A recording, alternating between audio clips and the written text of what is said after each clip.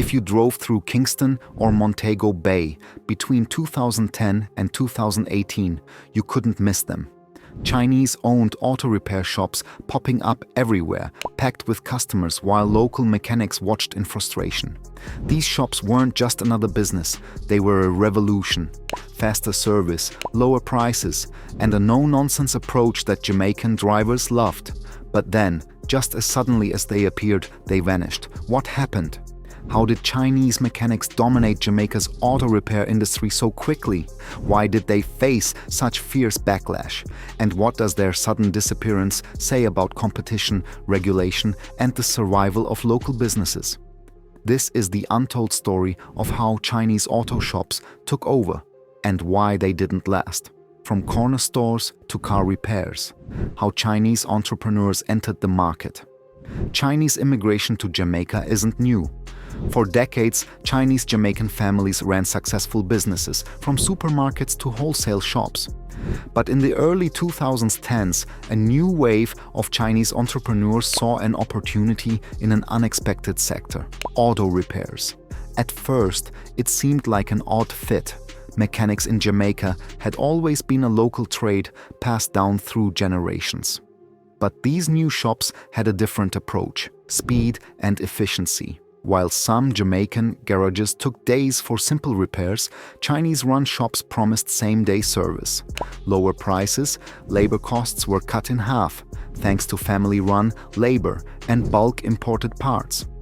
No frills service, no long negotiations, no come back tomorrow, just quick, straightforward repairs. Word spread fast. Taxi drivers, delivery operators, and everyday car owners flocked to these shops, drawn by the unbeatable combination of affordability and reliability. Not everyone was happy. Jamaican mechanics, many of whom had spent years building their clientele, watched as their regular customers disappeared. The resentment grew into open hostility. The complaints against Chinese shops: them use fake parts. Some accused them of using low-quality or counterfeit components. Rumors spread that they operated without proper licenses or tax compliance. Their ability to undercut prices led to accusations of unfair competition. Local mechanics organized protests, arguing that these shops were killing their livelihoods. Radio talk shows buzzed with debates: was this just free market competition, or was something more unfair at play? The government steps in pressure mounted, and regulators began scrutinizing Chinese-owned repair shops. Some were raided for alleged permit violations. Others faced sudden inspections. Slowly, one by one, they started closing down. Was this a case of protecting local businesses, or were Jamaican mechanics simply outplayed at their own game? The fall. Why did Chinese auto shops disappear so quickly? By 2019, most Chinese-run repair shops had vanished. The reasons were complex: regulatory crackdowns, stricter enforcement of business licenses, work permits, and tax compliance made it harder to operate. Public sentiment. The narrative that they were stealing jobs made it difficult to sustain customer loyalty. Economic pressures, rising costs, and legal challenges squeezed profit margins. But here's the twist. When they left, the expected revival of local mechanic shops didn't fully happen. Many customers still complained about slow service and high prices, proving that the demand for efficient, affordable repairs hadn't gone away.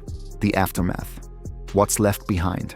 Today, Jamaica's auto repair industry is still recovering from the shakeup. Some lessons remain. Competition forces change.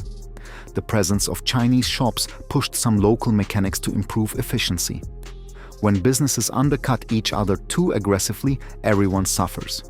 Regulation versus free market.